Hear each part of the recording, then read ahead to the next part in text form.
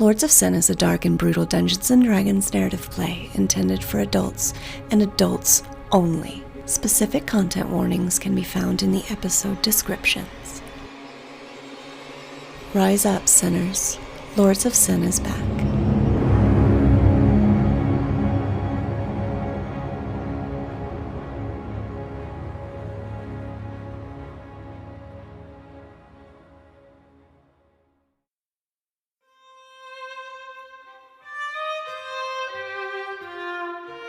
Today, the Queen summons the Crown's Council.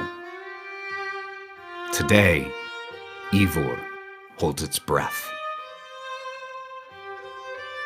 Some of you may have been here in Highgale for some time.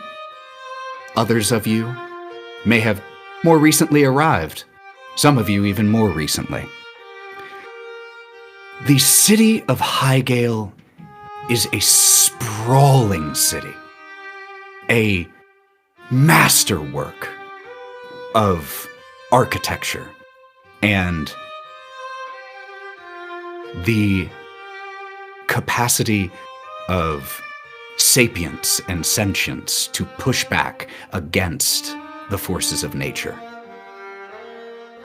The strong winds that gave Highgale its name break against the colossally tall towers here in the capital of Windward. All of you have been summoned here for the Queen's Council, with the exception of a few. Kalista, who was already here in Highgale, serving in one of the highest seats of the Weaveminders. Jaeger, only recently created for some new purpose. And Lorwryn, who comes to Highgale with no summons, but of her own volition. The Crown's Council is set to start in a couple hours. Is there anything any of you would do before the council meeting? So Kalista is seen often, having that be part of her job, to be the face of a community and a organization. But she's more on edge than she normally is, so she has spent the last 3 hours in front of a mirror meticulously putting on her face. Every detail perfect. Every braid in her hair, perfect. Every ring in the locks tied perfectly. Until every aspect of her body and her face is perfection. Perfectly mirrored makeup, perfectly done everything. She's even done her runes in a way that they will sit symmetrically. So one side matches the other side perfectly, and she's avoided putting any on her face for the day. And she's actually wearing something that goes all the way up to her collar to hide most of them, but she is impeccable. Absolute precision in your dress, your makeup, how you are going to present yourself to the world as soon as you step out of your chambers is an orchestrated affair for you. In your window sits Shin. As she buttons up the last few buttons of her top, actually covering herself, she turns slowly, not shaken at all. Shin. Long It's been time. some time. I know. You haven't aged a day. I have found all of the aging you should have done. Are you gonna stand out there or come on in? This is a nice breeze and a nice view. No, Can't enjoy a vintage. I would love a vintage. I do want to say, because you said it's a nice view, I just want to let you know, the tower that you're in, that Kalista's rooms are in, and that you have flown up to find her, is not the highest tower in Highgale. That distinction goes to the Queenspire. but not being the tallest tower in Highgale still gives the home of the Weaveminders the privilege of being taller than almost any other building outside of Highgale. You are probably about 200 meters above the ground at this point. So about 60 stories just to find Kalista's chambers. I will say I had to try a couple of windows before I found yours. As several of your colleagues are upset. They deserve that anyway. She will go to the window and unlatch it and push the window almost violently outwards, just in an attempt to knock Shin off guard. And all he does is just kind of like a leaf in the wind, whips around it, twirls of it, and then lands gently on the windowsill. You seem stressed, darling. Have you come to relieve that stress? Oh, that is... he turns beet red, and then falls out of the window. Falls like, probably 20 feet, and then just puts his feet gently on the wall. He's beet red and sorry, that caught me off guard. I've been in the wilderness for quite some time.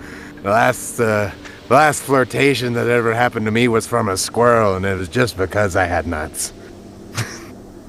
And he walks back up and then sits himself back in the windowsill. I would more prefer the vintage. I can't say I'm not disappointed.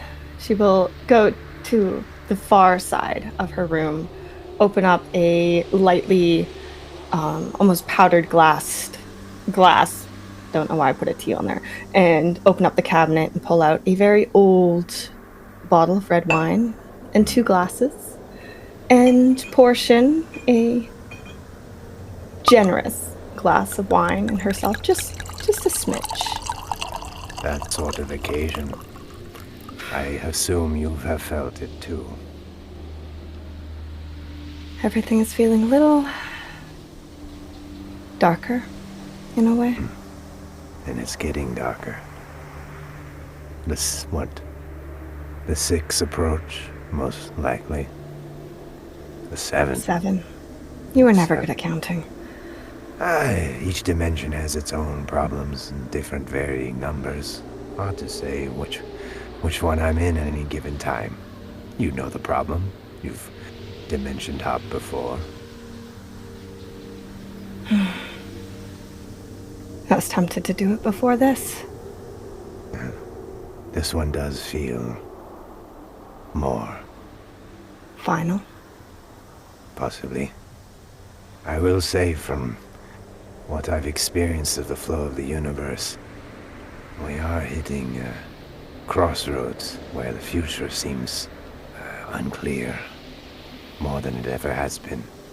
Cloudy swirls around beyond this, 3 hours from now. You've seen it too, then. I've been shown it, not like you. Do not have the powers you do. I've just been shown. I don't know, you have your own powers. It feels... I don't want to say dark so much as an impending dread. I can feel it in my chest when I wake up. With as tight as you have that dress, I'm surprised you can feel anything. You can loosen it for me. Offer's still out there. He falls out of the window again. Shin, could you make me a charisma saving throw? Wait, is that the same? Yeah, that's so 16. With a 16, I'm not sure if this is a usual or unusual thing for you, Shin. But when Kalista says, you can loosen it for me, there is a strong tug of temptation. And you catch your eyes looking at her hungrily.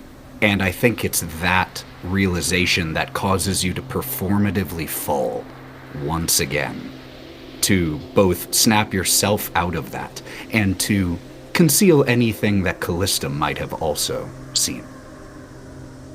He is now, like, using the dragon astral projection, seemingly standing on the wall outside. It seems you still have a power over me. And then you see his face, his countenance change, and he gets very serious. I think you felt it too. This I is did. far more than I expected. Kalista will lean out the window and offer a hand to Shin. And he'll look at you, half smile, and then just release and falls the rest of the 200 meters. Kalista, could you make me a charisma saving throw? With a +5 because Jaeger's in the corner of her room, just a statue, and no threat was made, and she is quite capable. So he remains, but she is still bolstered. Even with your +5, it's only a 9. Damn. I have a 0 on my charisma. You watch Shin drop, fall, and leave. And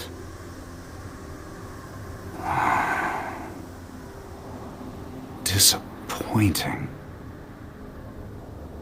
And as you turn and you look at yourself in the mirror once more, you turn your face and you look at your makeup. It's not perfect. And you grab a rag and you just wipe it all off and start entirely over. And she goes beyond just the makeup. She changes out of her dress and she finds something a little bit more exposing. She feels almost as if she's getting old. And it's something that, as an elf, she has never felt. But as she's looking in her mirror, she swears she can see what once was perky and perfect seem to sag, seem to gray. And she finds herself meticulously searching through her wardrobe, searching for the perfect lace, for the perfect outfit. And the only thing that is keeping her from crying is the fact she just redid her makeup.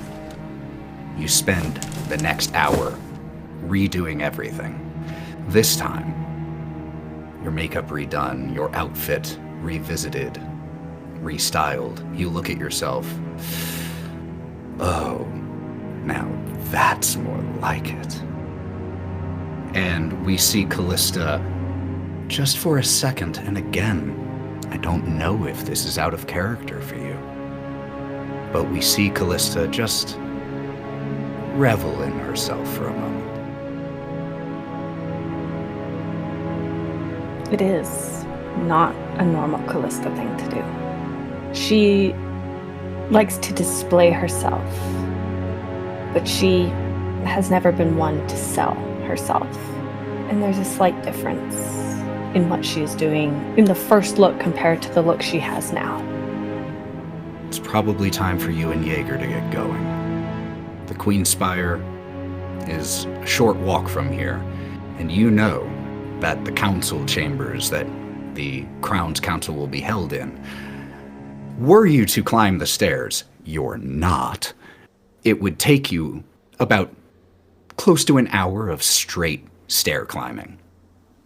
Fortunately, the Queen's Spire, thanks to the Weaveminders, has several very functional elevators. And with Jaeger along with you, that's probably the only way you would get up there. But as you look at yourself, and you turn and you look at the statue still Jaeger.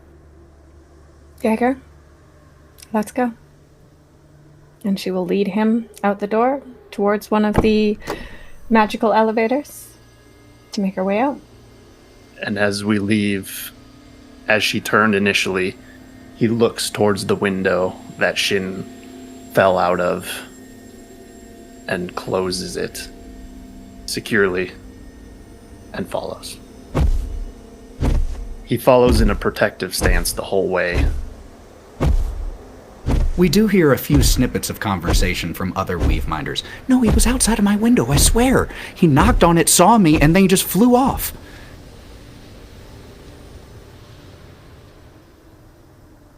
Is there anything anyone else would be doing before the meeting? Now, I'm pretty sure there's food somewhere for this so-called meeting that we got invited to, correct? Oh, there's absolutely food to be found here in Highgale. Oh, yeah. Korrin will go and find said food because it's a long trip and she's quite hungry. And a lot to taste the more locale food as well to see if it actually tastes good. What type of food are you hunting for? Lovely you use that word. Meats, delectables, and just savory meat and vegetables. In order to find food, you are at the ground level of Highgale. There are piercing towers all around. The Queen's Spire rivals many of the peaks of the Belt of the World. It is... Have you ever been to Highgale, Korrin? At one point in time, I did. I didn't really like it that much. The tower is taller than it was, but the top is still the same. No idea how they accomplished that, but that tower is, when you were here, probably 10 years ago, what is now about a 900-meter tall tower. It's probably about 100 meters taller than it was the last time you were here, but the top looks exactly the same. Huh. Well, and you know those rich folk, they always got money to do whatever they can with that. Anyway. You find a shop here on the ground level.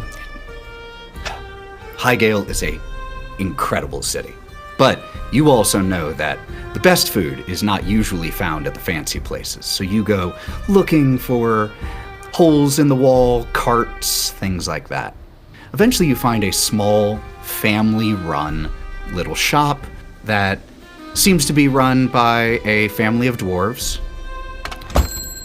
The thing that catches your attention as you walk in here and you're looking at their menu is that the prices here have been relatively recently scratched over and are drastically higher. What was previously on there for 3 silver is now 2 gold. You can see the previous prices still under the X and the newly written prices right next to them. And the gentleman working the counter, when you walk in, like a apron on, wipes his hands. Hello, anything I can get for you? And Korrin, well, hi there. My name's Korrin. How are you? Another beautiful day in Queen's Country. Oh, I bet it is. Well, hey, I'm I'm visiting town, and I always love to find some of the best places to eat. That's my first stop whenever I come in. I don't like to eat at those fancy places. I look for like mom and pop places and places like yours, because I know that's where the real, I'm a cook myself, so I know that's where the real food, the taste and flavor come from there. Well, when you're right, you're right. You came to the right place if you're looking for good food. Well, if you're new here, I recommend the pork sandwich to anyone. That's one of the house specialties. Oh. 3 gold. Oh. The menu says. Wow, that's not a issue, but do you guys have like really special ingredients or something like that? Now, money's no issue. Don't get it wrong. But I see that you went up on your prices there. Supply. There's been an issue with livestock recently. We don't have quite as many in the stores as we would normally at this time of year around Highgale, so prices are up, supply is low. But I still make sure I get top-tier ingredients even when they're difficult to find, so I promise that gold is worth it. And the queen doesn't provide for her people? You think? Queen Melath always provides for her people, but she can't make livestock appear out of nowhere. The Queen has opened the larders best she can, but even so, providing fresh meat to a local sandwich shop isn't exactly her highest priority, I'm sure. Oh, probably not. Might be that giant castle out front. Here you go. I'm going to give you 10 gold as such for your highest.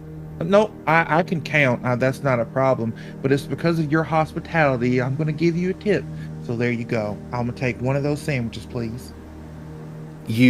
Hold on one sec. Whew. You pass over 10 gold. Huge tip. And as you slide the 10 gold pieces over, there is a moment where the dwarf's eyes flash radiant gold. And then he kind of shakes his head. Well, no, that's too much. You don't need to give a tip like that. Wait until at least you've tried it to see if it's worth it.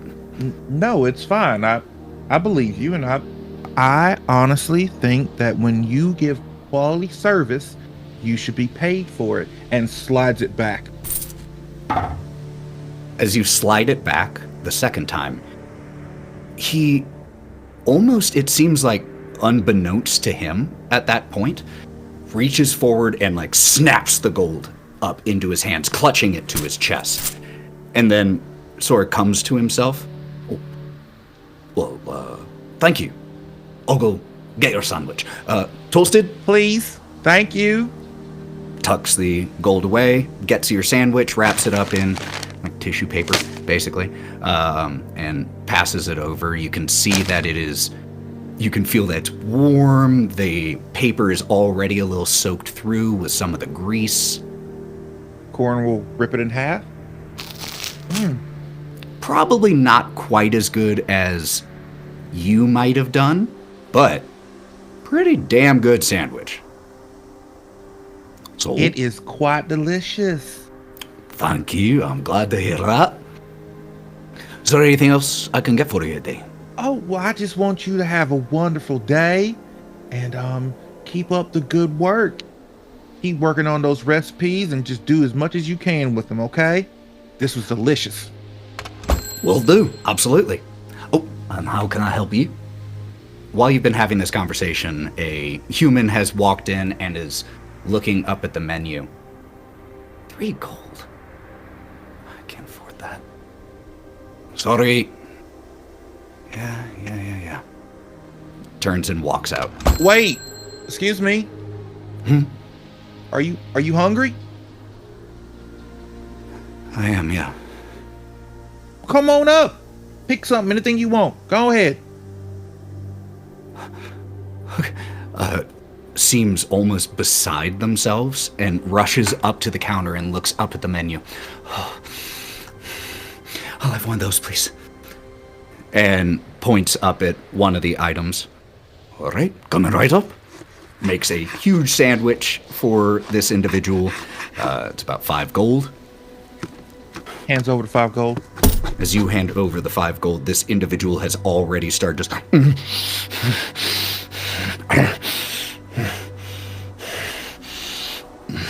just is not waiting, is not leaving, is not sitting down. Just the second it is handed over is devouring this like 10-inch long like hoagie style sandwich and is just inhaling it. You're almost afraid this person's going to choke. Slow down. It's not going anywhere. Okay. Finishes it and just again begins looking up at the menu hungrily. Another? No. I figured that would suffice you. Fuck you. Excuse you? Turns and begins to walk out the door. Huh. Well, I'm sorry about that. People are in testy moods these days. I can see that. Yeah. Well, do you guys have like are there not any like food kitchens around here that like can help people? Oh, aye, there are. For those who can't get food, the Queen does provide best she can. But, kind of like gestures with his chin towards the door. Not saying you did anything wrong, but there are some people who, they act like they can't afford food, but they just choose not to. Yeah, trying to get a easy meal out of suckers. I'm sorry, can you repeat that last part? I'm not saying that you are. I'm saying that that's what some people try to do. For all I know, fella really was hungry, but there are plenty of folk around here simply trying to take advantage of those who are good-natured and kind. Oh, I see. I like that answer better. I like that one better. Phrasing makes a difference. I apologize. No offense intended, certainly. No offense intended. It does. It's fine. I understand. But once again, your shop's lovely. Thank you. Yeah. And I'm gonna go.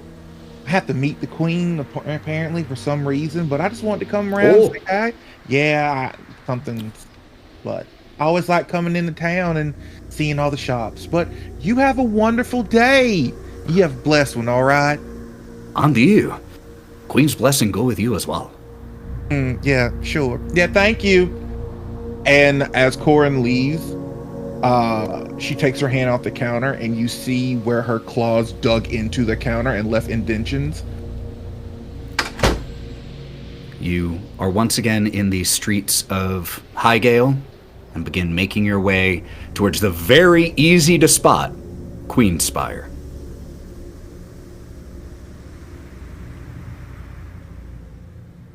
Valkerie, was there anything you were wanting to do before the Crown's Council? I went to a brothel, but like a kind of a crappy one. Are you currently waking from the previous evening? Are you still in the throes?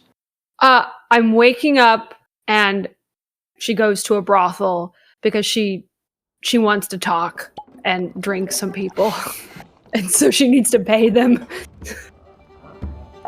Absolutely. So as you start to wake the next day, who do we see in the bed next to you? And what state do we see them in? So when I turn over, beside me, someone who's laying kind of like spooning beside me is a very tan-skinned, redheaded woman. Like, she has like dark red hair, but her skin is also quite tanned, and she's athletic looking as well. She also has like a knife on the other side of the bed. There is like a knife on the end table there. Like, it's a very barren room, but does have a long knife on the end table over there. And so I actually get up to go take a shower. So I kind of like put on a robe to go shower. By the time you return to your room, the woman has changed sides, is laying on the other side. And as you start to enter and close the door behind you, she... Well, good morning. Good morning. Whew, I feel a little lightheaded still from last night. Well, you should probably eat some more meat. You're probably low in iron. How did you drink from her? I actually don't like drinking from their neck because that shows off so much that they've had someone drink from them. And I find it to be quite rude for them to go around and expect to work when they can see it right there. So one of the more ideal places is right here. Around the ribs? Because their arm covers it quite a bit. And then they can play off that they have a scar there because they've gotten punched in the ribs or stabbed before in that kind of region. And so that's generally where she likes to feed off of them. And as she stands to dress herself, she has to stabilize herself on the bedside table for a second. and goes and puts a dressing gown on, lifts her arm to show the small little cut there that was made. I'll wear it with pride. Be sure to come back and see me again before you leave. If I don't die, then I will. And goes and grabs the knife and hands it over to you, hilt first.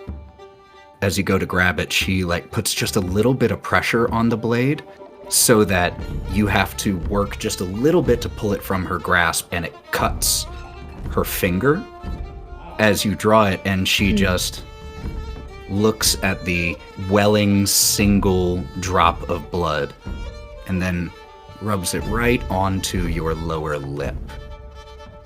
Something you remember me by. They did say you were the one that had theatrics.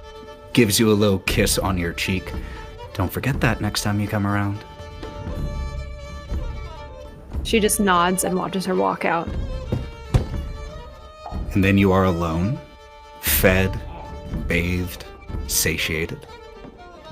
And then I'm going to put on all of my leather armor and then put in that last dagger that she had. And she puts it onto her hip, kind of a slit there. And as you start to exit the brothel, there are a few workers, employees here who they give you congenial looks, but you can see the fear in their eyes as they cast their gaze a little bit downward, hoping you won't pick them. I just walk out. And I glance at them, but I don't linger on them because I can tell that they are scared of me. You step back outside into the streets and alleys of Highgale, the wind whipping through the road here, pushing your cloak back a little, your hair blowing in the wind.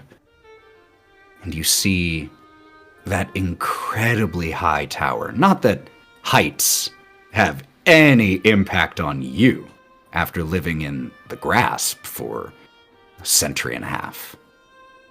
But it is an impressive sight anyway. And I don't think you're looking forward to climbing that. I will be using the elevator. We see Valkerie start to head that way as well. That leaves us Lorwryn. She has made her way throughout the city, trying to blend in and stay in the shadows as much as she possibly can. She's kept her cloak up as well as her guard, knowing what she knows of the world and of what of Highgale she is aware of. And she does not even try to work her way through to talk her way into getting to the Queen's Tower. This is a mission that she is on. She is very focused in her way. And so she is not letting petty guards or anybody like that get in her way. And so she will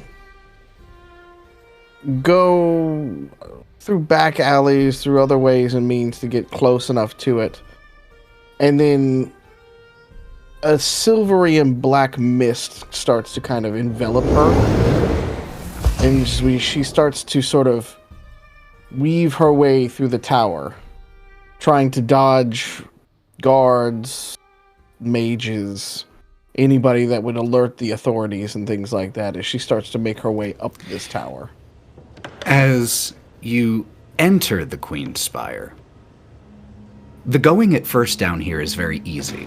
The first several levels of the Queen's Spire are more or less open to the public. Not that you are ever in there without the watchful gazes of someone, but traversing the first several floors is quite easy. The Queen's Spire has a series of elevators. Think about it like those very tall skyscrapers that have, the elevators that go up to the main levels, but then you have to get up to a certain level, go find this other elevator to get up the next batch. So the first elevator, very easy to get on. The second elevator, though, which even after just going up the first, you're already 20 stories up. Once you're here, though, you do have to utilize a little bit more surreptitious methods. And with this silvery smoke that we see around you, we watch as a couple of guards start to look your way just as you become invisible to their sight. And they just keep walking past you. When you do reach, though, the doors and find the doors that lead to the next series of elevators, it is guarded by 2 guards on each side. How are you approaching this? She can't see, and there's no windows or anything like that into the main ship. Oh, there are windows. There are definitely windows. That she can see from when she gets off the elevator? Yeah, 100%. There are windows on every floor, all around, so that you can constantly see High-Gale spreading forth around the Queen Spire. She's not ready to make herself known just yet. And so she will actually Misty Step outside. If there's a ledge or something like that that she could Batman herself basically onto. And hide out that way. To where it's a little bit easier for her to actually see when the Queen or whoever in this council is going to be there. Okay, so I just want to make sure I understand. So you're here on the 20th floor, and as you locate where this elevator is, you find a nearby window. Misty Step yourself outside. The wind out here is incredibly strong because you're 20 stories up. But you stand here and you look back through the window. You have a good view of that door. Are you waiting for the guards to go away? Are you waiting for other people to take the elevator? What's the plan? Can I see before I go outside, can I see the top of the elevator? Is it like a glassed elevator kind of thing, or is it a... No, you can't see the top. Okay. No, it's a closed style elevator in here. Gotcha. Then yes, I will wait for somebody to actually take the elevator, and that will be my time to jump in. Absolutely. So you have to wait a little bit because, like you said, you didn't waste any time getting here. So you're a little early. So you wait out here probably for about 20, 30 minutes, just watching the city of High-Gale in front of you. And you can see that the forest surrounding High-Gale stretches long around the large walls that you can see from this particular vantage point. But eventually, you wait, and you see a collection of 6 elves approach the elevator. They speak with the guards, very briefly, who just give a nod. One of them pushes a button, and the large doors open. She will look... If she looks up in the sky as this is happening, does she see the 7 celestial bodies? Absolutely. She will just mutter under her voice, soon. And then she will turn back, and the Banshee cloud will come around her. And when she appears again, she should be in the elevator with these elves.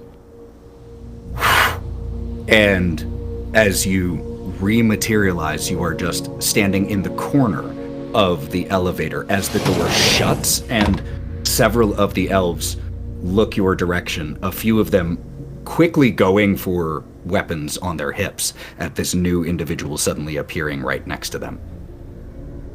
She will put up a hand. I mean no harm. I am also here to speak with the Queen. Could you make me a persuasion check? The DC here, because they have no idea who all is invited, is just going to be 11, just to make sure that you don't set off any huge alarm bells in their heads. Thank goodness, because that's a 12. Oh my god! So then, yeah, a few of them look at you. Do you speak Elvish? Yes. They exchange a few words in Elven, just clarifying with one another basically whether they believe you. And then those who had gone for their weapons just relax a little bit, though they give you your side of the elevator. Yeah, I'm assuming these are more high elves? Yes. Okay. Yes, these are not drow. Right. Well, no. I would definitely play up the drow portion of it, but, I'm somewhat concealing the darker skin from that, but obviously if I put my hand out... Just so you know, there isn't like a cultural bias or anything against drow. Drow exist. Drow are, though rare, they are part of the peoples of Yvvor, so that wouldn't set off any alarm bells in their heads. But I thought the giant, pendant towards, Lolth might... That part might. That might, mess them up a little bit. Yeah, but just being a drow, per se, won't set off any alarms. And as one of them just catches a glance of your longer ears, a few of them do give you small, not full bows, just like a nod of the head in recognition of one of their own. She will bow back.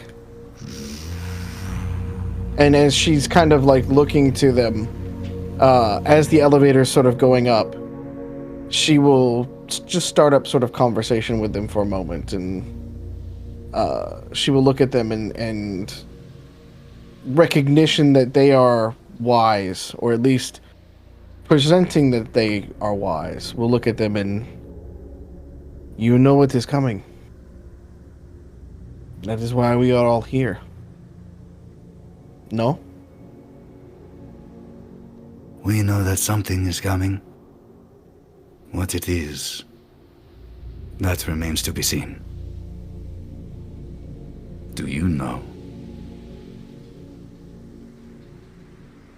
I have foreseen many things. None of it is good. We must prepare this realm before it is destroyed. Of that, we agree. And she'll just give a little nod back. I do not suppose I can convince you to tell us what you know now. What you have seen. Soon. What I know, I will share soon. When we are all in the chambers. I promise.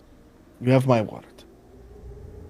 As a member of a very long-lived species for which minutes and hours and days are meaningless measurements, the elf simply nods in acceptance. And you will continue to ride this elevator in silence.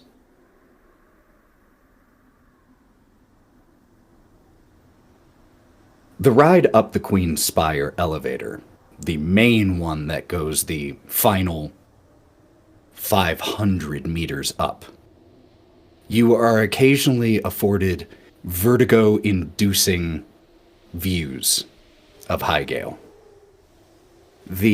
From up here, once you step off of the elevator and you can really look, the towers here in Highgale, the others aside from the Queen's Spire, that would be the crowning achievement of any other city in Yvvor, look almost small from up here.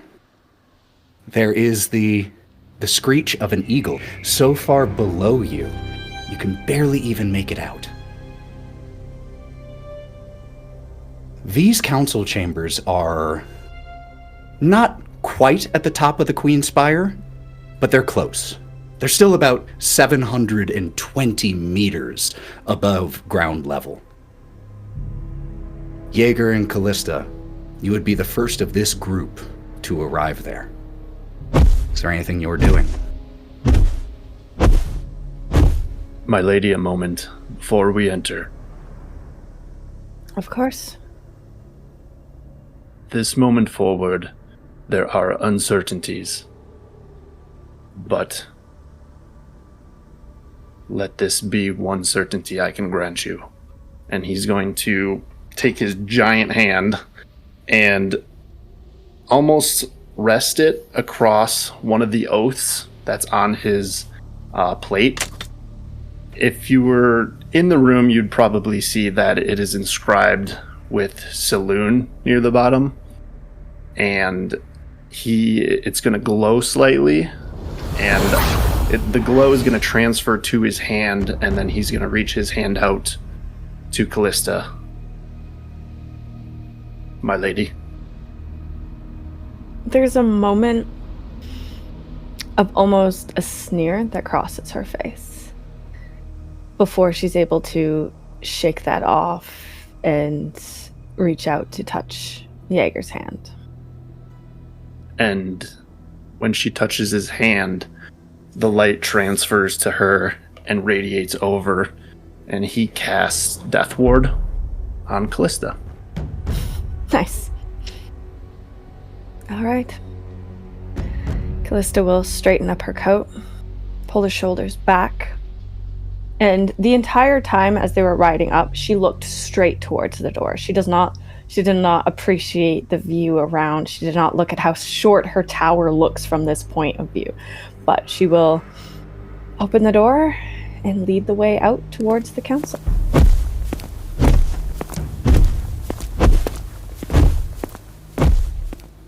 As you enter the council chamber, like I said, you're some of the first to arrive.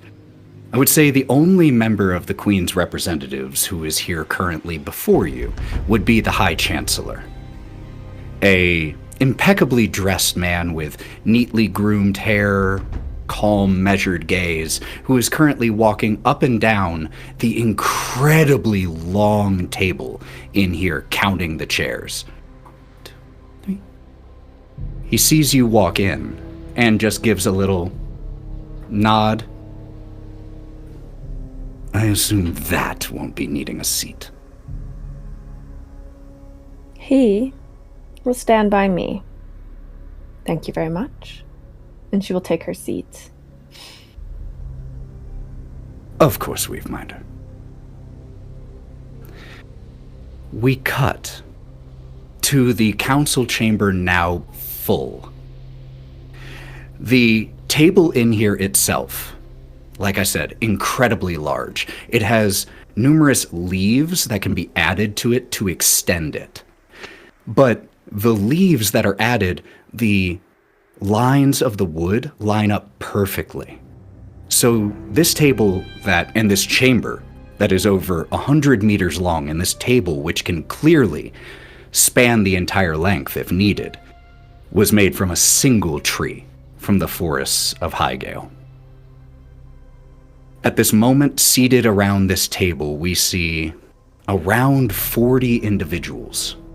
And that isn't even counting the guards that are standing around this room. That isn't counting Jaeger. And that isn't counting the empty, ornate chair at the head of the table. There are several delegations here represented. There are the representatives of the Queen, Kalista being one of those, representing the Weaveminders. There are representatives of the religious bodies here in Highgale. Governors loyal to the Queendom, representatives from Thavalahim, Scalded, and Vasami.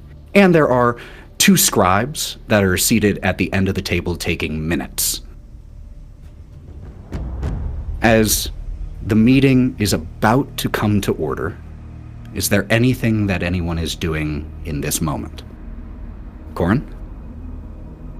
Korrin would have came in and found a nice spot on the wall to sit and watch and kind of scan across the room to see who all is here, and would have clocked those that you had just mentioned off of seeing who's made out of money there, and who's the richest, and who's of importance, and just survey and look. She notates the big metal man. And just kind of surveys the room until she sees Shin. Shin! Livy, long time no see. And Shin is boiling a teapot in his hand. Like it's like he's holding 2 teapots and he's boiling each in his hands. Well, I did not expect to see a friendly face like yours here. What are you doing here? Well, I was summoned to be here, and I don't know why, but I'm here. So. Oh, I remember something. And he pulls out like a packet of leaves and is like, You were always a fan of the Dragonfire tea. Very spicy, very big flavor, and I assume this city's not much for tea, so... And he, like, very quickly brews you a cup of dragon spice tea and hands it to you. This was always you and your husband's favorite. Oh, and Grin says hello. You know what? I didn't know you were going to be here, but me and Grin were just talking about you the other day, too. Oh, you need to come by and visit. I miss that man. I knew I need to spar with him again. I need to spar with you. Though I will say my back still hurts from the last time. Maybe going a little easier on me during practice would be beneficial to my aging body. Well, if I did that, I wouldn't be Korrin now, would I? Are you really learning anything if I take it easy on you? Fair. I cannot argue with the logic. And like you notice that while he's talking with you, 40 cups are now being poured with tea, and he's just pouring tea into 40 different cups. Oh. Is it? You look over and you see a well-dressed human who has a piece of paper on a clipboard, a writing utensil, and he looks at the two of you. Shin and Korrin, yes, am I correct? That would be me. Many of us here are known to each other, but to many, you all are not. Would you all prefer to make your own introductions at the council meeting, or would you prefer I introduce you? Is there an option where I don't get introduced at all? Formalities do dictate. Then you may have the honor. I will serve tea. And like starts passing out teacups into all the chairs. You royals do love doing announcements, don't you? We do love our traditions, yes. And you, Korrin, would you prefer to make your own introductions, or would you prefer I introduce you? You know, I'm not known to talk about myself a lot nowadays. You can do whatever you need to, all right? You seem like you love doing it, so I'm gonna let you do it, all right? I live to serve. Makes a note, looks over, and you watch as they start to approach a dark-clothed individual. And the High Chancellor approaches you, Valkerie. Good afternoon. I am High Chancellor of her Queen. Would I be correct in guessing that you are Valkerie of the Clawbound? Yes, that's me. Would you prefer to introduce yourself at the meeting, or should I make your introductions? And are you doing this like for everyone, or is this like? Yes, everyone is introduced. Proper procedure before a meeting to make sure that we all know each other. Are you introducing everyone, or is this like a popcorn type situation? I'm just curious. It does typically fall to me to make introductions, but you being one of a few here who are of a special ilk, I wanted to afford you the opportunity to introduce yourself if you would prefer. No, I'll let you do it. You seem... Very well. I want you to feel important and like you have a good, I don't want to take that from you. I would never take that from you. Thank you. I see your manners have not improved over the centuries, Valkerie. Ah, Shin, you're still alive? It's been a long time since we committed war crimes together. That's unfortunate. The High Chancellor looks around the room, makes a note, and Lorwryn, you watch his eyes fall on you, go back to his notes, fall on you again with a cocked eyebrow, back to his notes, and then walks over to you. Begging your pardon, I in no way wish to be impertinent, but were you on the list? It was not aware that a list was needed to speak, as she looks around at so many people in the chambers. This is the Crown's Council, invitation only. There are public hearings for those who wish to have their concerns heard by the Queen, held twice a week. She just smiles at him and goes, "If you would like to live past tomorrow, then you will let me speak. And let me listen." Make a persuasion check for me. A good old 9. Kalista? As this is happening, the Chancellor's going to feel a tap on his shoulder. Turns. My friend. Oh, are we friends now? Judging by... we're not. Judging by the conditions outside and the importance of this meeting, I feel like we should allow her to stay. It would be interesting to hear what those from far under have to say in this situation. Don't you agree, Chancellor? And she's going to cast Friends on him. I'm glad you did it, Mithril, because if it wasn't going to be you, it was going to be me. This is on you. So you cast this on yourself. Go ahead and make me a persuasion check with advantage. I really shouldn't try to persuade people with this character, but you know what? We're going to go with it. I said the same thing when I have a -1 to my persuasion. Bruh, I got a 0. She's not one for persuading without using a blade or a spell. Okay, I'm not using that dice because that dice fucked me earlier today. Okay. I got 16 on both dice.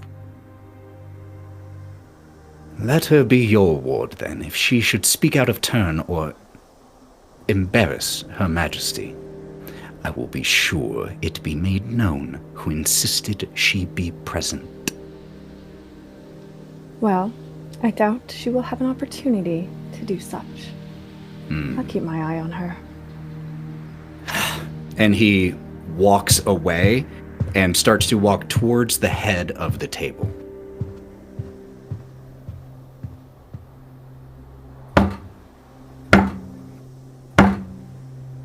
The Chancellor steps just to the right of the chair at the head of the table and bangs 3 times on the table. The soft murmuring and side conversations stop. Individuals take their seats.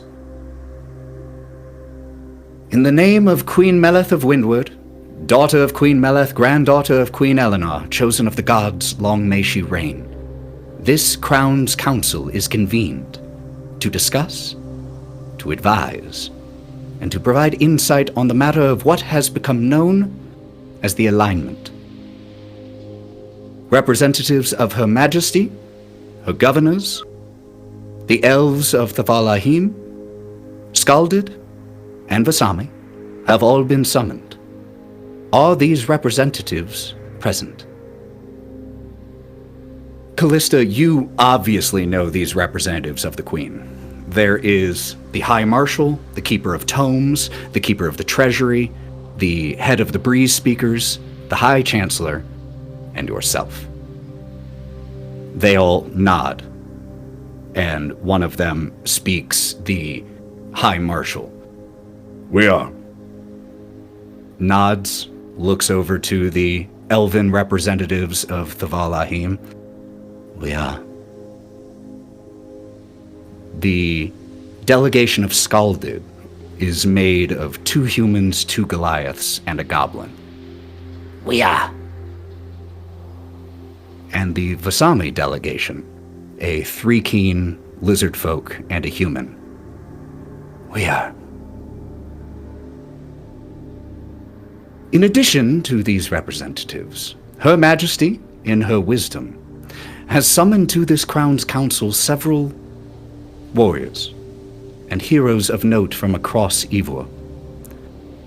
They have sworn eternal loyalty to no government, no country, no city, and will therefore act as unbiased voices of experience in this Crown's Council. Are these individuals who have been summoned now present? Shin stands and bows like a very low bow, then sits back down. Shin of the Sky Fist. There are a few in here who look towards you and whisper towards each other, your name clearly carrying with it recognition. Kalista very obviously avoids any sort of looking towards Shin whatsoever. She starts wrestling with the papers in front of her. Shin deliberately looks at her and winks. Jaeger immediately looks back and just locks helmet with him. He winks at him too. And then looks back. We also have present amongst us Valkerie of the Clawbound. Stand up Clawbound. awkwardly. Clawbound here. Korrin.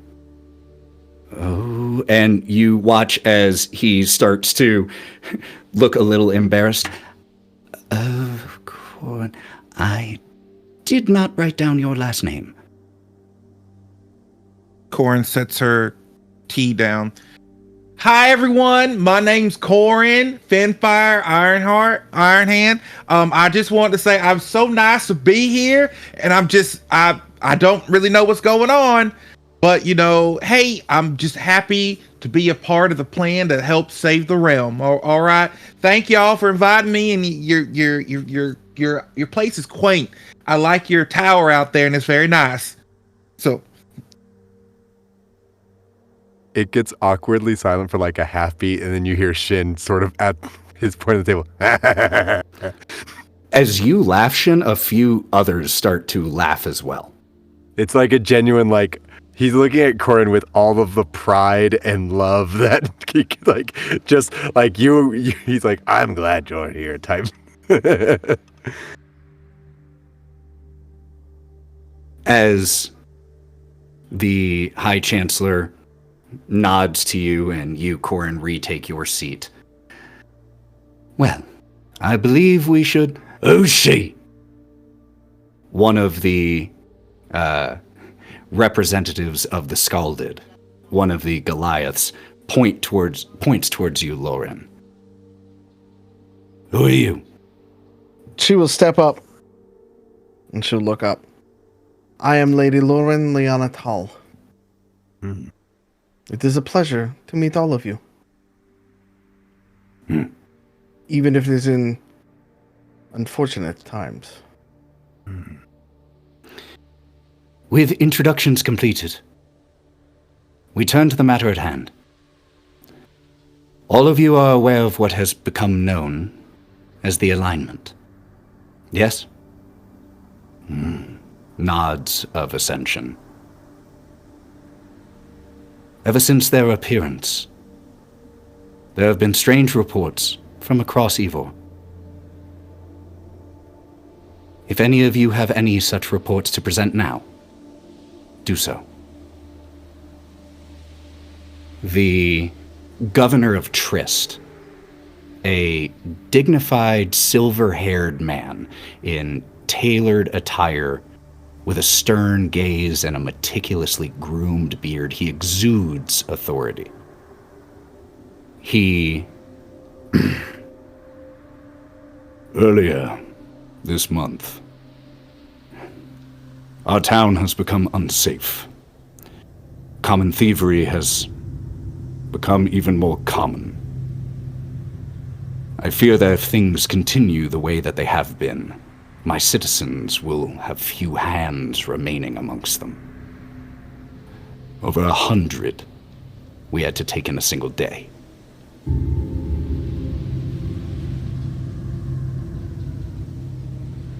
The governor of Queensgate, a goblin, wiry, sharp-featured. Last week, one of the Queen's tax collectors was killed in Queensgate.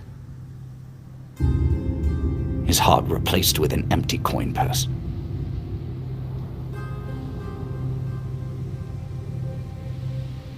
I'm sure we don't need further examples. All of you have seen it and felt it. What we have to decide now is not to rehash what has already happened, but what the Queendom, what Yvvor will do.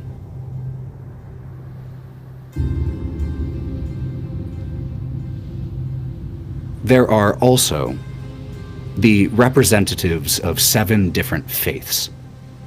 The same Kalista, who were present and blessed the creation of Jaeger, including your sister, Saren. One of the priests, the priest of Moradin, speaks up. How do we even know that these goings-on and those in the sky are related?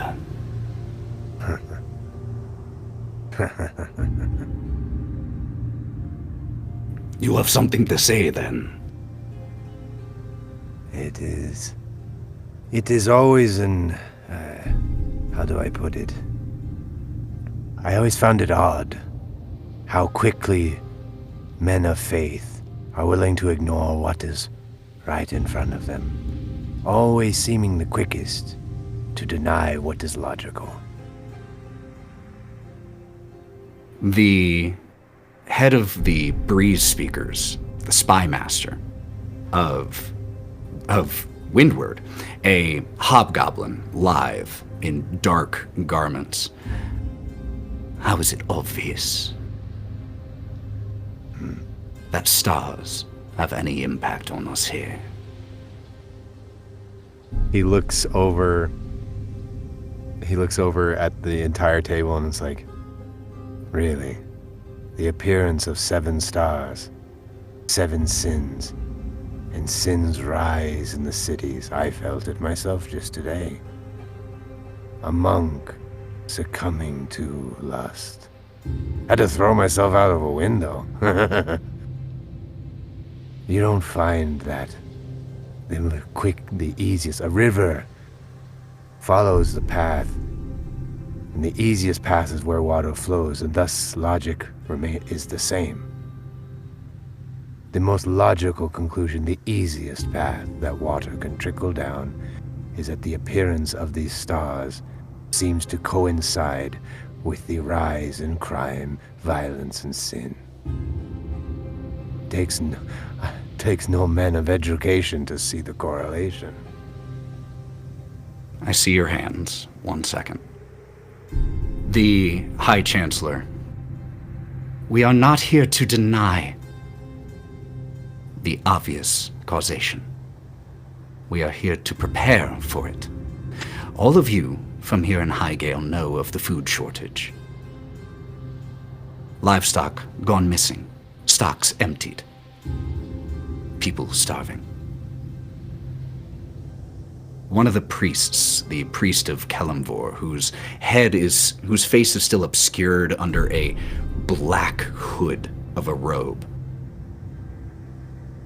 And what if this is all simply the work of the divine? They work in balance, death, life, suffering.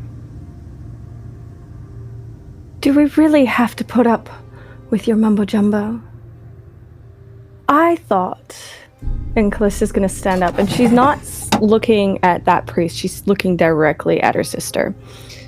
I thought those of faith were not ones to fall into coincidences and theories that have no binds in logic.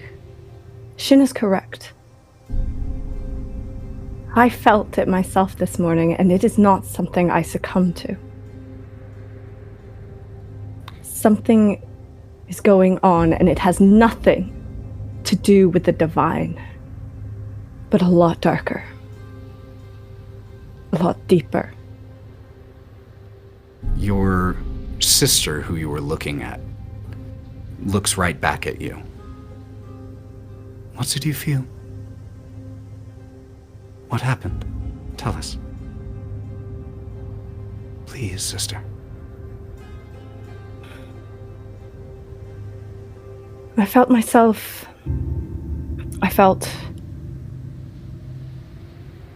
what are you going to do about it? Pray? It doesn't matter. I felt something dark come over me that I have not felt since I have ascended to this point. Something primal. There's a silence that falls. The universe is out of balance. That much we know. Now, I may not have felt it myself, but I witnessed it today before I got here. In your own walls. What do you mean? Oh. The High Chancellor asks. Well, I was getting something to eat, and when I wanted to pay the kind shop owner here a little extra, as a tip for being so kind to me, his eyes did something differently. And he pushed the money away at first, but I insisted because, paying someone is the right thing to do. But something washed over him for a minute. He collected himself, but he just snatched the money. And then when someone came in the shop and I was hungry, I went to go pay for his food, and before the money could even get out of my hand, he just devoured the food right then and there without a single breath. Like if he hadn't stopped, like he would have choked on it. But after he ate, he was still hungry. So Shin looks at Korrin and then looks at Kalista. Gluttony? Greed? Lust? The dwarf, who is the keeper of tomes, speaks up. Silver-streaked braided beard, little spectacles balanced on the end of his nose. Hungry people and greedy people is nothing new. It is far from cause for alarm. You are so far off, young dwarf. Oh, then, Mistress, And he looks down at notes he had taken. Lorwryn, tell me what I do not know. This is Shin, correct? Aye. It is nice to see someone from the underworld, the Underdark. I am from farther away than that. Oh, how exotic. Winks. She will walk up and just stand over the table as she continues. I have seen what is coming for your world. My colleagues here, for better or worse, are on the right track. 7 celestial bodies is giving it too much of divine. What you are looking for is something more below. They are coming for your world. All of it. The High Marshal, with his piercing eyes, clad in polished military regalia, looks at you down the table. Now is not the time for riddles. Speak what you know. 7 devils from another dimension and another time, long, long, long before even the creation of this world, are coming for you. And they will not stop. How are they breaking the barrier? That I do not know. Should not be possible. It should not. But the devils, demons, they have ways. But they are coming. And the closer that they get, the more influence they will have among you and your people. As she looks around to each and every single one of these representatives from around Yvvor. Shin looks like quickly at Kalista. Should they not be bound to their throne, to their planes? How? I don't know. My research is only so limited in planar magic. I stepped away from it a long time ago, but it doesn't seem possible. There's a eruption of not loud, but conversation from around the table as delegates begin speaking to each other, to other representatives, agreeing, arguing, questioning. The High Chancellor brings order back once again. We do not know anything for certain yet, but the Queendom has not been idle. Kalista, would you please share with all here what the Queendom has begun to do in preparation? Kalista will take a step back. Jaeger, make yourself seen. He takes his trident and slams it into the ground, causing it to erupt in radiant fire. We have been developing a way to defend ourselves and our people. This is the prototype, Jaeger. I'm not sure the timeline, but we are hoping to develop more and distribute them amongst the Queendom, as well as organize a group, so to say. A task force, a small group of our best fighters, in the hopes to take this on at the beginning, before it becomes a problem amongst the entirety of the Queendom. Take it on head first, in a way. I could agree with the wisdom of this plan. It must be handled head on, or it will get like a tide, like a wave beyond our control. How are you controlling what that thing is? You mean Jaeger? Jaeger. How are you controlling it? He is bound to me, by my command, and blessed by 7 gods. He has his orders.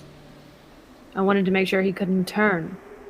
Because what are we going to do if he falls into the hands of the greedy, the lustful, the envious? The wrathful. I will not be the first to say this, but magic is far stronger than humanity, than beings of the flesh. We are far more likely to succumb to these darker feelings than he is. And if he does, I will destroy him myself. He nods his giant helmet. But he is not only magic, is he? No. No. And one of the priests speaks up. The one who spoke with Kalista earlier, the priestess of Saloon. No, he is not just magic. He is divine as well, blessed by 7 gods.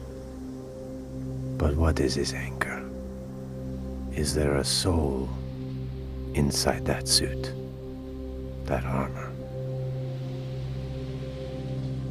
For rarely is magic have the divine intuition of battle. Generally, these creations require a soul. Sometimes willing, sometimes taken. Is the core of him a soul? A look of pride comes over Kalista's face. Just for a moment before she repositions her face in a stoic look. With the collaboration of the divine and the arcane, we were able to mimic, to the best of our ability, a soul. We did not take one from an individual. We did not ask for a volunteer, but we have created one.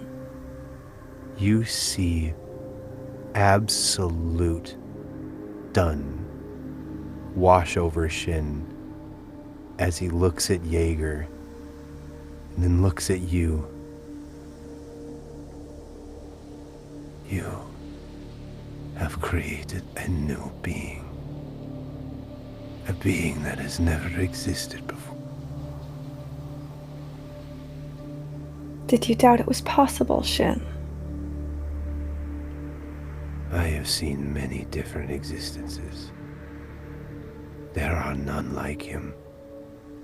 I will be surprised if you will ever be able to create another. Why the absolute awe that is over Shin. That should not have been possible.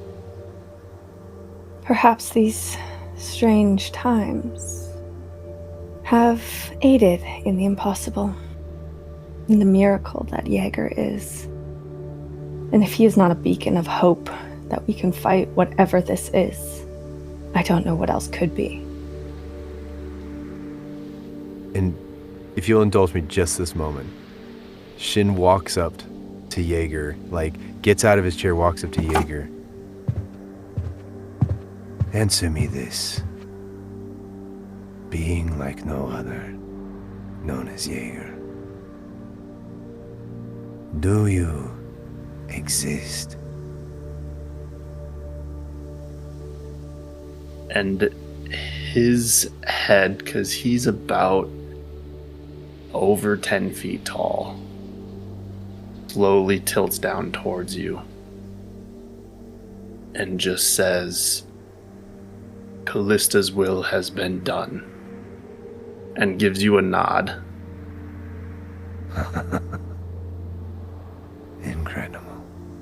And behind the masked helmet, where his glowing eyes are, one of them shuts out for a second and gives you a slight wink.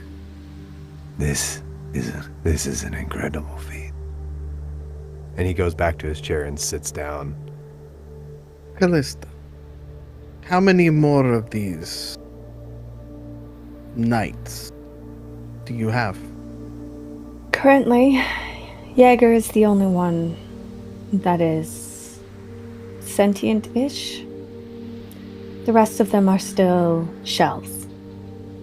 And until we have completed our testing and our studying of Jaeger, we will not replicate this until we can guarantee that it is safe and reliable. You will need armies of these if the devils reach your realm. They are powerful. Can he fight? You said you made him. Can he fight? Jaeger? Can you fight, Jaeger? When the need arises, I shall perform. As this conversation is happening, I would love everyone, your choice, but let me know which you roll, insight or perception. As you're rolling, I want to let you know success ranges here. If you roll a 12 or above, you'll notice one thing. 17 or above, you'll notice two things. If you roll a 23 or above, you will notice a lot of things. 23. 14. 21. 22. 24. All right, so we got two people. Everyone succeeded. So what I'm going to do is actually describe what those who notice a lot see. Korrin and Lorwryn. This conversation is happening, all this focus around Jaeger, whether he can fight, whether he has a soul. The priest of Moradin. As this conversation is happening, he was watching and then he turned and suddenly started just kind of staring into space. 1,000-yard stare. And he starts to look a little bit drowsy. The priest of Ilmater, dressed in tattered robes, red cord, ash on his forehead. You see as he looks at his hands, and with the back of his hand rubs at his forehead, sees the ash, and then using the remainder of his cloak, or the remainder of his sleeve, just wipes it from his forehead. You see that under the hood of the priest of Yvvor, where no eyes can be seen, you can start to see faintly glowing orange eyes, and his slightly hunched demeanor at the table goes straighter. The priest of Bahamut, a silver dragonborn, grabs a coin from out of his pocket and just starts to dance it slowly along his fingers as he stares at it. The priestess of Saloon, you watch, or you notice as she just looks down at herself, seated at the table. One of the representatives of the Queen, the Keeper of Tomes, speaks up again. One thing is certain, I feel now. These ill omens, they are not the footsteps of the divine. Oh, but they are. You hear course across the chamber. Lorwryn has heard this before, hasn't she? I don't know if you've heard that particular voice. Make me a history check. Let's see if you have. Can Jaeger pop a divine sense Absolutely. at the same time? Lorwryn, what did you roll on that history check? Got a 20. Here's what I'll say. The specific voice, not sure. Right. But, I'm thinking the tone. oh, yes. Yeah. The voice yeah. is different, but you recognize that prideful voice. You have heard that tone before. Fuck. I saw Kalista's hand and then I saw Korrin's. So Kalista only noticed one thing, and that was her sister. She's going to start prepping the spell. What spell? Would you say that in a round of movement, she could be within 10 feet of her sister? Yes. Then she's going to prep Globe of Invulnerability. Okay. Got it. You just under the table begin to pull from the weave. Korrin? Well, that's nice and all, but remember what I said before, that it was already in your own inside your own walls. Just a friendly reminder. And as Korrin is saying that, she's reaching towards her, like already got her hand on her axe and just kind of putting it down. Just friendly reminder. The priest of Moradin. As you set your axe down and it thuds, there is very quickly a thud that comes from his seat. It is the sound of his hammer falling onto the ground, but it wasn't him lowering it. You watch as, with lidded eyes, he looks at it where it fell and just looks back up. The priest of Ilmater stands without saying a word, and he looks around. That is when you pop Divine Sense, Jaeger. You get several fiendish, infernal pings here. In fact, you get 8. 7 from the priests. And it's as you pop this that you notice something that no one else does, that you did not notice before you began looking for the signs of your quarry. Floating above the head of each of the 7 priests, spectral, infernal crowns.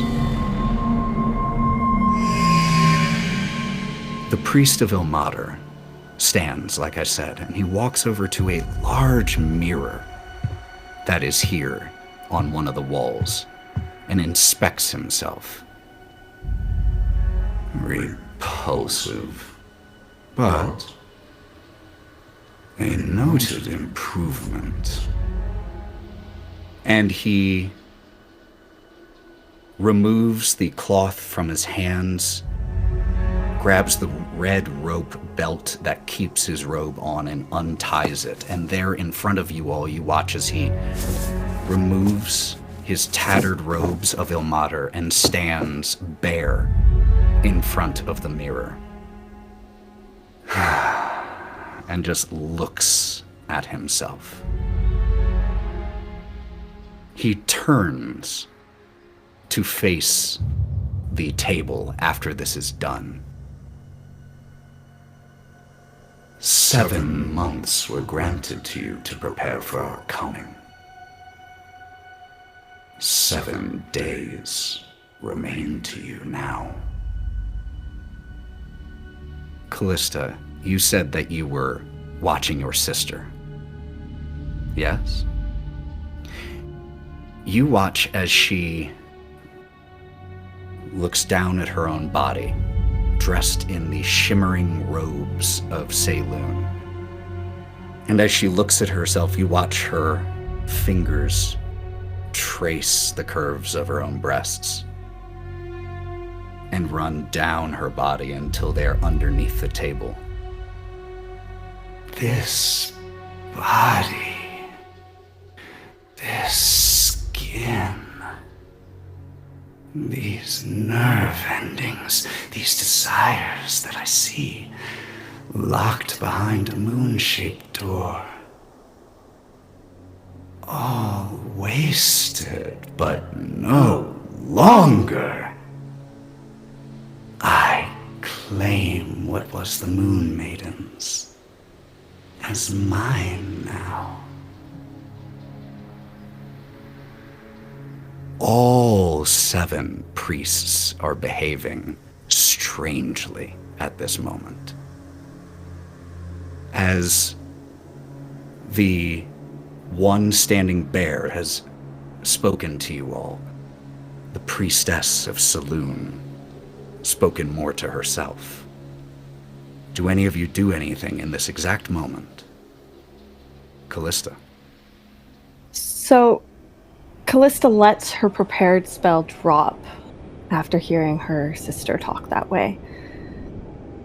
And she is going to stand on shaky legs, and she's just going to start incanting spell after spell. She's going to start with a hold person on her sister, and then she's going to follow it with a dispel magic, and she's going to try to hit this with everything she has in her arsenal to try to free her sister from whatever is clutching onto her. You begin to pull from the weave and try to stop your sister or her body, remove whatever force is inside her. You care for this one, don't you? Oh, wait.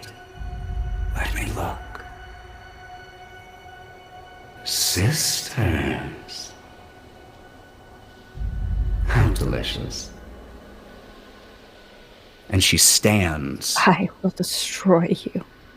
Oh. I will destroy you. Would you? Would you destroy your sister in the process? I'm right here. Come get me. That's what I thought. She walks down the long table, and she stops in behind the keeper of the treasury, an orc with a well-cropped circle beard.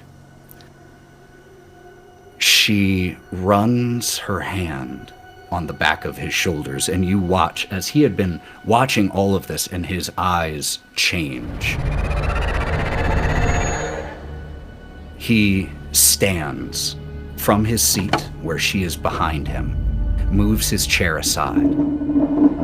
While he does, Saren, your sister, unbuttons the gown that she is wearing, looking right at you, opens, revealing her moon-pale flesh. The orc kneels in front of her as she puts her hand on the back of his head and presses his face between her legs while she stands.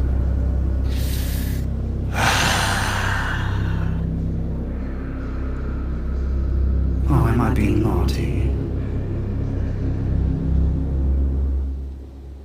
I assume the archdemon of lust. Then what does that make you? Archdemon of pride?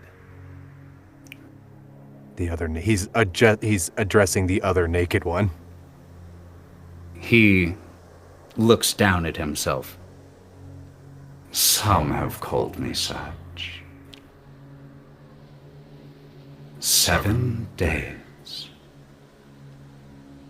The priestess of Saloon now inhabited. Serve.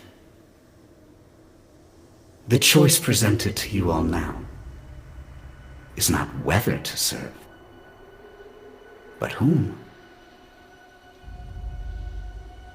The priest of Yvvor, whose eyes, like I said, a few of you had noticed were glowing orange, starts to look around, looking up and down the table. His eyes fix on someone, and he stands. And he walks towards the end of the table where the Queen's advisors sit, where the priestess of Saloon stands, the orc kneeling before her. As he starts to get there, he takes the holy symbol off from around his neck, the holy symbol of Yvvor, a set of scales held by a skeletal hand. And this is a large, heavy, holy symbol. and he removes it and keeps walking. And stops right behind the seat of the High Marshal. Kalista has been prepping another spell, and she's still looking at her sister, but watching as this individual walks by. And she's holding this spell. If that priest of Kalimvor is going to do anything aggressive to one of her people, she's going to release a spell against him. If not, she's going to release it against her sister. And just so I understand, you are prepping Globe of Invulnerability? No, I am prepping Disintegrate. Disintegrate? Wonderful. I love that. Yeah, Jaeger. Would Jaeger be able to tell if those invisible crowns above each priest and priestess were a tangible thing that could be destroyed, or more of a devilish indication I will say of the moment? Right now, they do not look material. That's good. Yeah. I'm literally gonna pop a mutagen while this is happening, because this is crazy. This is crazy stuff. So you would just see me kind of discreetly, not really discreetly, but I'm not making noise. I'm just like, oh no. Yep. And I'm gonna pop one while that's happening. Shin, then Korrin. How far is he away from me? 80 feet. And would an insight check tell me if what he's about to do is aggressive? Make me an insight check. 22. Absolutely. There is, even though you can't see the face underneath, all you can see is those burning eyes. So my movement speed is 60. With Step of the Wind, that's 120 feet. As soon as he makes an aggressive move to whoever he's going to make it to, I'm actually going to be just as faster than wind right next to him, grabbing his arm. Okay. I need a contested check here. Because yes, you have speed, but this individual is already right there now. So you would have to make it there. This person wouldn't have to move, in other words. So let's just straight dexterity check.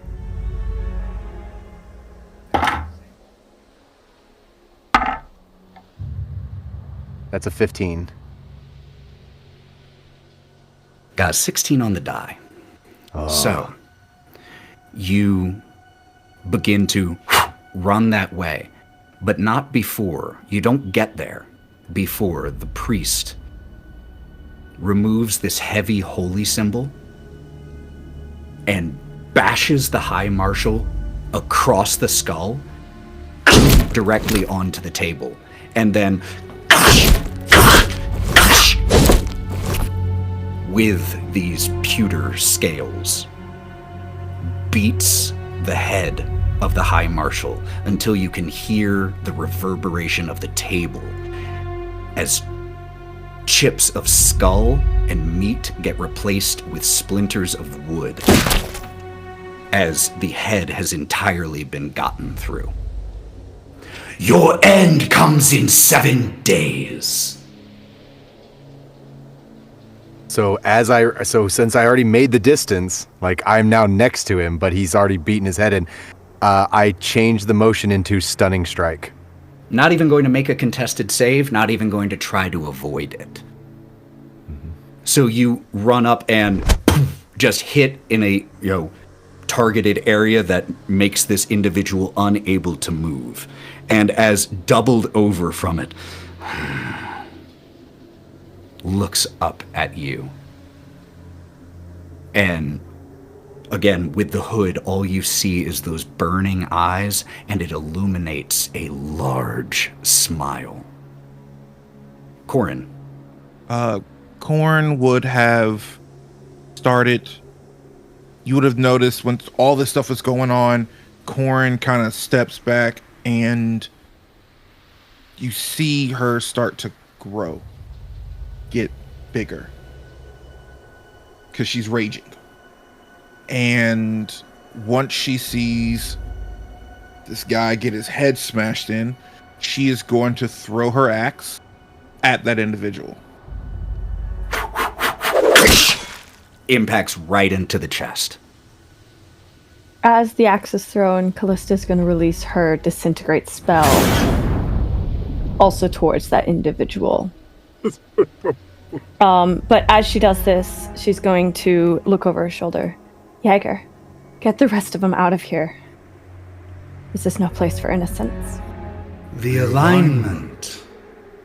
The naked priest of Ilmater speaks, while the axe is still being thrown, and as you cast Disintegrate, with the axe impacting, and this figure underneath the robe being reduced to bone, falling dead to the ground. The alignment was not for our benefit, but for yours. Like a parent might knock on their child's door before entering as a courtesy. We are coming. We are already here. We have provided you with the signs and portents for you to prepare for our coming.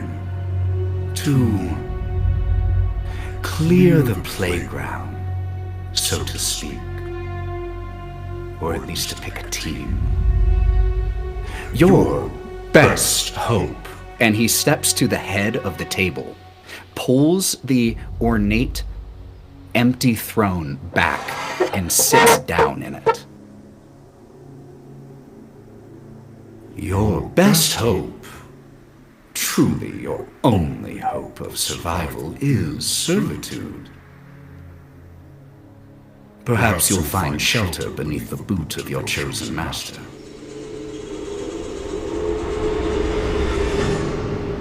As he's giving this monologue, Emperor Palpatine style, Lorwryn's just gonna light his ass up with lightning and walk on the table slowly towards him and keep the lightning going. And when she reaches over to him, she'll reach down and just look and say,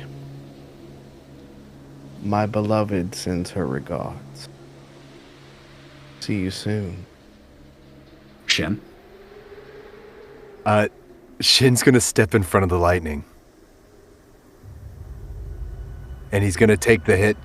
As Lorwryn steps onto the table and begins to send this lightning forth, Shin, you jump and begin to take the impact.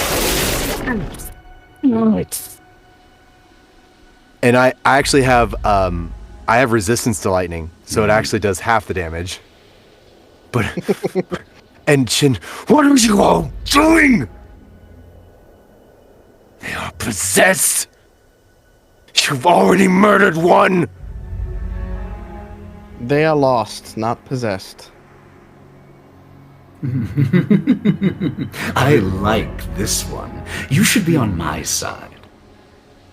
Serve well enough, I might even have a place for you in my ranks. I've served nothing but Azengorath, demon. I did not do this for you, but for the vessel on which you have taken. When Shin gets in front of the lightning, she'll obviously like click it off because that's not who she's trying to get to. But she still will follow forward and say what she's been saying and things. But she'll put a hand on Shin's shoulder as she leans down. Because Shin's fairly tall, right? Mm-hmm. Yeah. Okay, so for her to bend down and things like that, it'll be like right at the right kind of thing. And she'll just kind of look at Shin, almost comforting in a way. As comforting as one can be in this very strange atmosphere. And she'll go, "Devil, not demon. Devils are worse."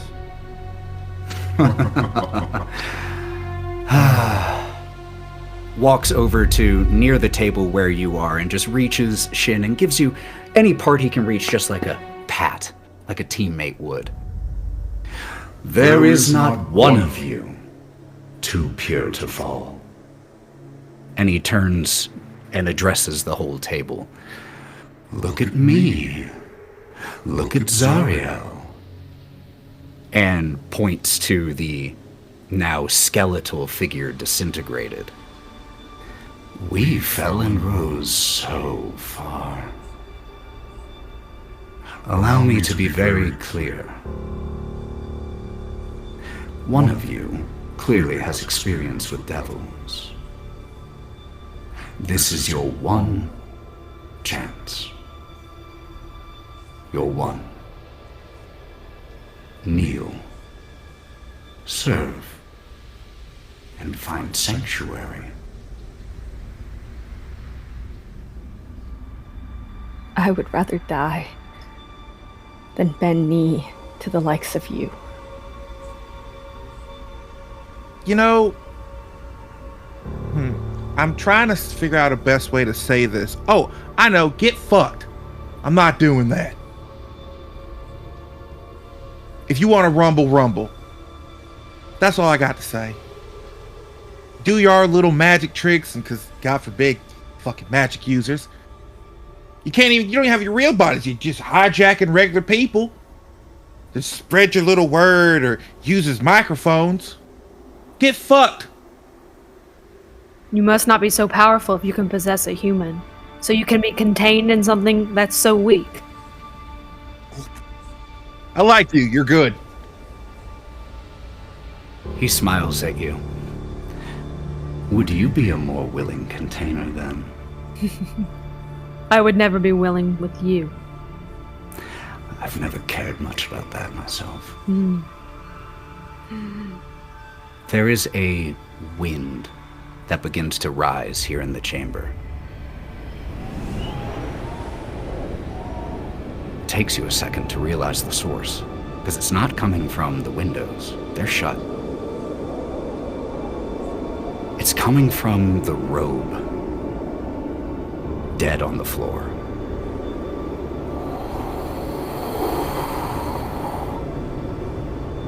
Oh dear, dear me. I did tell you all that the alignment was for your benefit. Like a parent might knock on the door of their child's room, I said. Well, Zariel has a bit of a temper. And she wishes me to convey a message since she is not here to convey it herself at this instant. And he leans forward. Knock, knock.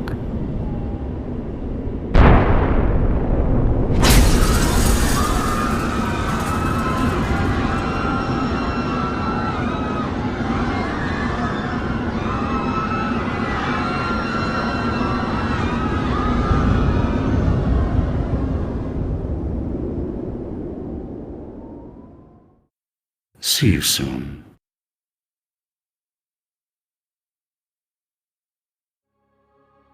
Lords of Sin is Cory J. Phillips as Shin, Danielle Phillips as Valkerie, TheMalloMan as Lorwryn, Aaron as Jaeger, Matty as Kalista, Mav as Korrin, and Ethan as all the other stuff.